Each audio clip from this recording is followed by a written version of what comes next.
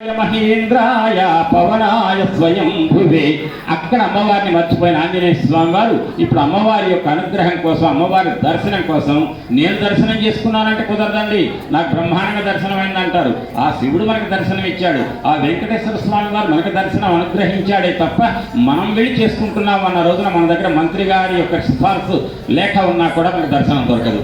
కాబట్టి భగవంతుడు దర్శనం ఇచ్చాడు, అనుగ్రహించాడు. ఆ రకంగా అమ్మ నాకు ఎప్పుడు అనుగ్రహిస్తుందో దర్శనాన్ని అనుకుంటూ ఈ రకంగా అమ్మను ప్రార్థించి అందులో అడుగు పెట్టారు. కార్యసిద్ధికి వెళుతున్నటువంటి హనుమస్వామి సిద్ధి మంత్రాలు కూడా చదివారు.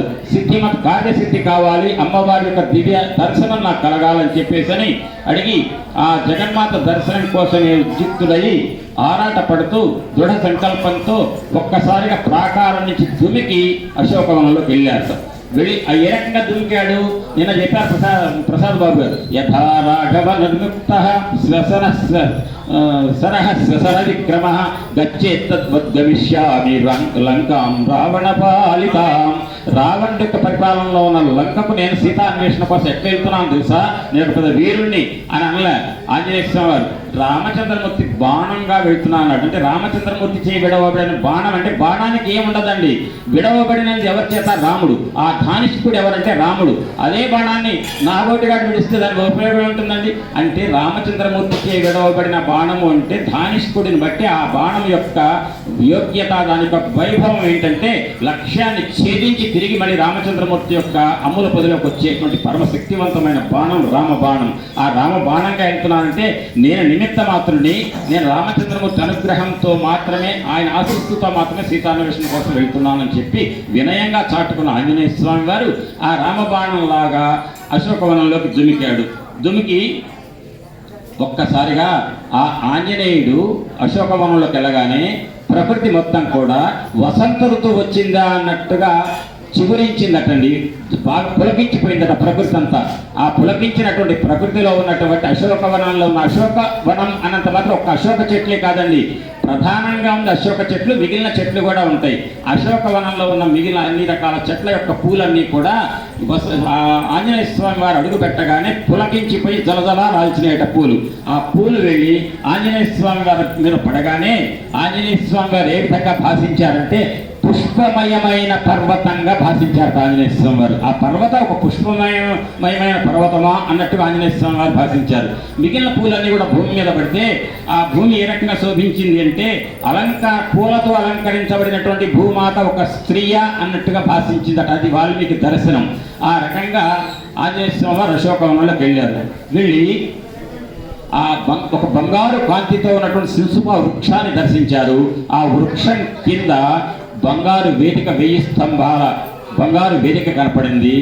ఆ వేదిక దగ్గర రామచంద్రమూర్తి దర్శనమే నాకు కావలసినటువంటి నా సాధనలో పరాకాష్ట అని మనస్సులో ఎవరికి సంకల్పించుకొని ఎదురు చూస్తున్నదో ఆరాటంగా ఆ సీతమ్మ దర్శనం నాకు కాకపోతుందా ఈ అశోకవనంలో అనే ఒకే ఒక లక్ష్యంతో ఆంజనేయ స్వామి వారు వెతకడం ప్రారంభించారు. వెంటనే ఆంజనేయ స్వామి వారికి కనపడింది, అమ్మ దర్శనమైంది. తతో మలిన సంవీతాం రాక్షసీ విశ్వమావృతాం ఉపవాస కుశాం దీనాం నిశ్వసంతీం పునః పునః దదర్శ శుక్లపక్షాదౌ చంద్రరేఖా వివామలాం.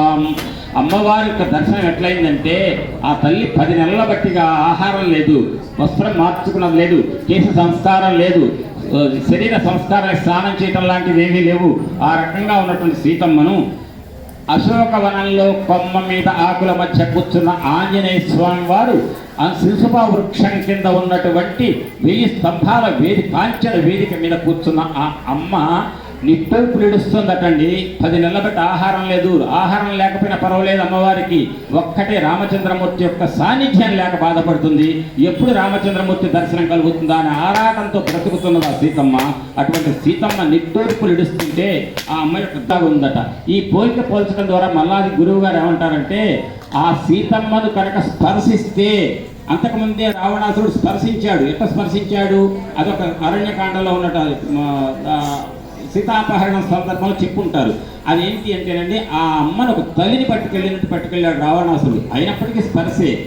తాజుపామును ముట్టుకున్నవాడు విషం కక్కి ఎట్లా చస్తాడో సీతమ్మ వారిని స్పర్శించినటువంటి ఆ రావణాసురుడు కూడా త్వరలో సిద్ధించబోతోంది చావు అని అర్థం వచ్చేట్టుగా నీలనాగాభయాభిణ్య అంటే నల్లటి త్రాచుపాములాగా ఉన్న జడ కలిగి ఉన్నది అమ్మవారికి పోల్చారంటే త్రాచుపామును ముట్టుకున్న వాడి గతే ఈ రావణాసురుడికి పట్టబోతోంది అని ఆ రావణాసురుడు చెప్పారు. అప్పుడు అమ్మవారి యొక్క దీనత్వాన్ని మొత్తం చూశారు. మాన్యా గురు వినీతస్య లక్ష్మణస్య గురుప్రియ యది సీతాపి దుఃఖార్త కాలో హి దురతిక్రమః. ఇక్కడ ఏమంటారంటే ఆ అమ్మవారి యొక్క దీనత్వాన్ని చూసి కొన్ని పోలికలు చెప్పారు. అపహరించబడ్డ సంపదలాగా ఉందట అమ్మ. అంతేకాదండి, రాగద్వేషాలతో శోభించని బుద్ధిలాగా ఉందట. బుద్ధికి ప్రతిరూపం ఎవరండి? ఆ అమ్మే. అమ్మవారి యొక్క అనుగ్రహమే మనందరి యొక్క బుద్ధి. కానీ బుద్ధి రామచంద్రమూర్తి గొప్పతనం. సీతమ్మ దర్శనం కోసం ఆరాటం పడుతున్న రాముడట ఎట్టా ఎదురు చూస్తున్నాడు అంటానికి కారుణ్యేన అనుశంసేన శోకేన మదనేన చ, ఈ 4 లక్షణాలతో రామచంద్రమూర్తి ఎదురు చూస్తున్నట్టండి సీతమ్మ కోసం. ఎంత గొప్ప మాటలు అంటే ఈ 4 మాటలు కూడా ఒక్కొక్కటి. పరుల చేత పీడించబడుతూ నా చేత రక్షణ పొందట్లే, నా రక్షణలోనే అరణ్యవాసానికి వచ్చింది సీతమ్మ. కానీ ఇప్పుడు అపహరించి తీసుకెళ్లి రావణాసురుడు చెంతలో ఉన్నది. అప్పుడు ఆ సీతమ్మ యొక్క పరిస్థితి ఏంటంటే ఇతరుల చేతిలో పీడించబడుతూ నా చేత రక్షణ పొందలేకపోతున్నదే అనేటువంటి జాలి ఉందట. ఆ జాలి ఒక లక్షణం రామచంద్రమూర్తి. ఈ సీతమ్మ కోసం చూసి ఆరాటపడుతున్నటువంటి రాముల్లో 4 లక్షణాలు ఉన్నాయట. ఒకటి ఇది జాలి. రెండవది ఏంటంటే అరణ్యానికి నా వెంట వచ్చింది కానీ నా చేత రక్షించబడలేదే అనేటువంటి దయ ఉందట, అనుశంసం. అంతేకాదు నాకు పరమ ప్రియురాలు అని చెప్పి తన భార్య అయినటువంటి ప్రాణసఖి అయినటువంటి సీతమ్మ గురించి నిరంతరం సంస్మరిస్తుంటే దాని విరహతాపం అంటారు. అయ్యో భార్య తోడెప్పుడు ఉండాలి, ఆమెను ఎవరు అపహరించారే అనే తాపం, విరహతాపంతో బాధపడుతున్నట్ట.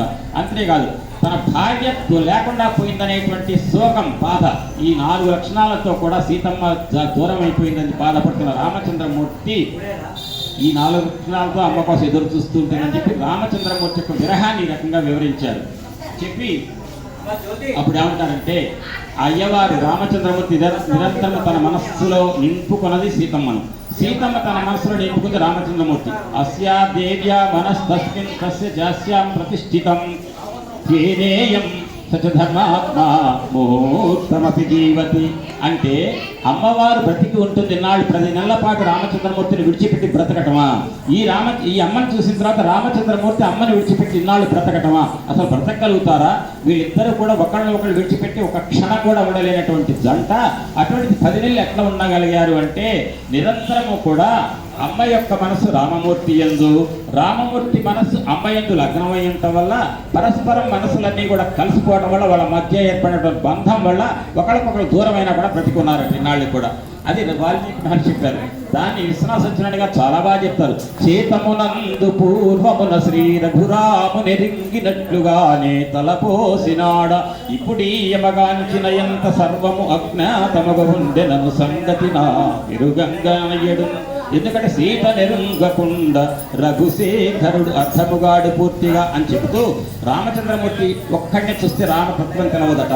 సీతమ్మతో కూడుకున్నటువంటి పరబ్రహ్మతత్వం పరిపూర్ణం కావాలంటే సీతారాములను ఉపాసన చేయాలి తప్ప విడిగా రాముడు కాదు. ఇక్కడ సీతను చూసిన తర్వాత సీతకు రాముడికి మధ్య ఉన్నటువంటి ఆ బంధం ఏంటి? ఒకళ్ళని విడిచి ఒకళ్ళు ఎట్లా ఉండగలిగారు నాళ్ళు అంటే ఒకళ్ళ మనసులలో ఒకళ్ళు ఉన్నారు కాబట్టి ఆ మానసిక బంధం వల్ల ఇన్నాళ్ళు బ్రతికుండగలిగారు అని చెప్పి మాన్యా గురు వినీతస్య లక్ష్మణస్య గురుప్రియ ఇది సీతాపి దుఃఖార్త కాలో హి దురతిక్రమః. ఇక్కడ ఏమంటున్నారంటే సీతమ్మ ఎవరండి? లక్ష్మణస్వామికి వదిన, పరమ ఉపాస్యురాలు లక్ష్మణస్వామికి. అంతేకాదు అద్భుతమైన పాతివ్రత్య ధర్మం కలిగింది. అటువంటి ఇల్లాలు సీతాదేవి రామచంద్రమూర్తి యొక్క ఇల్లాలు. అటువంటి తల్లికి కూడా ఏంటండి దుస్థితి, ఏంటండి కంటి గంట నీరు గార్చుకుంటూ ఉపవాసం చేసుకుంటూ నిశ్వాసపు గాలులతో నిట్టూర్పులతోటి ఈ శిశువృక్షం కింద ఉండటం ఏంటండి అని కాలం ఎవరిని విడిచిపెట్టదు, కాలాన్ని ఎవరు అతిక్రమించలేరు. కాలం గొప్పది కాబట్టి కాలానికి అనుగుణంగా మాత్రమే నడవాలి అని చెప్పి ఆంజనేయ స్వామి వారు అన్నారు. అని ఒక్క మాట అంటారండి ఇక్కడ, నైషా పశ్యతి రామ రాక్షస్య నేమాన్ పుష్పఫలద్రుమాన్ ఏకస్థ హృదయానూనం రామమేవాను పశ్యతి. ఎంత గొప్ప మాట అంటేనండి, సీతాదేవి ఉన్నది సింహ వృక్షం కింద, ఆ అమ్మకట కళ్ళు తెరుచుకొని చూస్తూ ఉన్నదట. ఏం కనపడుతున్నాయి అమ్మవారికి?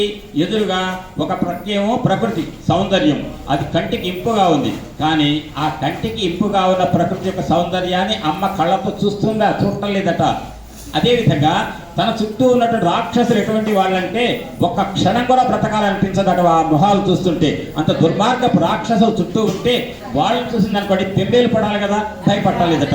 అంటే చుట్టూ ఉన్న రాక్షసులను చూసి బెంబేలెత్తట్లే, అటు పక్క చుట్టూ ఉన్న ప్రకృతిలో ఉన్న సౌందర్యాన్ని చూసి ఆనందపట్టలే. అంటే అర్థం తన కళ్ళు తెరిచి ఉన్నప్పటికీ కూడా కళ్ళ ఎదురుగా ఉన్నటువంటి ప్రకృతి సౌందర్యము పట్టట్లే, చుట్టూ ఉన్న రాక్షసులు భయంకరమైన రాక్షసుల రూపం పట్టట్లే, కానీ కళ్ళు తెరిచే ఉంది. కళ్ళు తెరిచినంత మాత్రం కాదండి, ఇక్కడ మీరు ఉపన్యాసం వినడానికి కూర్చున్నారు, కళ్ళు తెరిచున్నారు, చెవులకు అడ్డమేం పెట్టలే. కానీ మీ మనస్సు ఇంటి దగ్గర ఉందనుకోండి, నేను చెప్పేది మీకు ఎందుకు వస్తుందండి అంటే, కళ్ళు చూడటం చెవులు పెట్టడం కాదు, చెవి కన్ను రెండు మనసుకు అనుసంధానమైనప్పుడు మాత్రమే కళ్ళు చూస్తాయి, మనసు చెవులు వింటాయి, ఆ వినది హృదయగతం అవుతుంది.